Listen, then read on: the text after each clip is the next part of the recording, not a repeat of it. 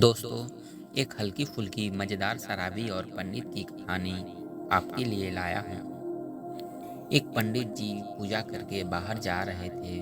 तभी उन्होंने सीढ़ी के पास एक शराबी को नीचे गिरा हुआ देखा। वह शराबी के पास गए और उसे समझाने लगे। पंडित जी शराबी से बोले, अरे भाई, इतना क्यों पीते हो? अपने हालत तो देखो। ना तुमको होश और ना ही तुम्हारे शरीर में जोश बचा है। अपने कपड़ों की हालत देखो, कितने गंदे हो चुके हैं। अगर आप शराब नहीं पीते तो आज आपकी हालत ऐसी नहीं होती। इतनी बात सुनकर शराबी गुस्सा हो जाता है और वहाँ थोड़ा डगमगाते हुए खड़ा होकर पंडित जी की ओर देखता है और बोलता है, अरे पंडित जी, जाइए ना, अपना काम कीजिए, मुझे सोने दीजिए। बोलकर शराबी फिर से सो जाता है। पंडित जी उससे फिर समझाते हुए बोलते हैं, अरे भाई, मैंने तो सिर्फ तुम्हारी भलाई के लिए समझा रहा हूँ। शराबी को फिर से गुस्सा आ जाता है और वो उठकर पंडित जी से बहस करने लगता है। शराबी बोलता है, पंडित जी, अगर आप मेरे एक सवाल का जवाब दोगे तो मैं शराब पीना हमेशा के लिए छोड़ दूंगा।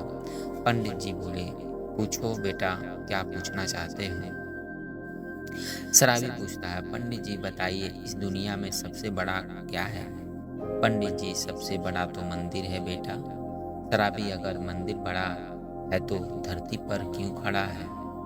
शराबी की बात सुनकर पंडित जी बोले, तब तो धरती बड़ी है। शराबी बोला, अगर धरती बड़ी है तो शेषनाग पर क्यों खड़ी है? पंडित जी फिर अपना जवाब बदलते हुए बोले, शेषनाग बड़ा है। शराबी बोला, शेषनाग बड़ा है तो शंकर जी के गले में क्यों पड़ा? पंडित जी बोले, शंकर जी बड़े। शराबी बोला, शंकर जी बड़े तो कैलाश पर्वत पर क्यों खड़े? पंडित जी सर पर हाथ रखते हुए बोले, कैलाश पर्वत बड़ा।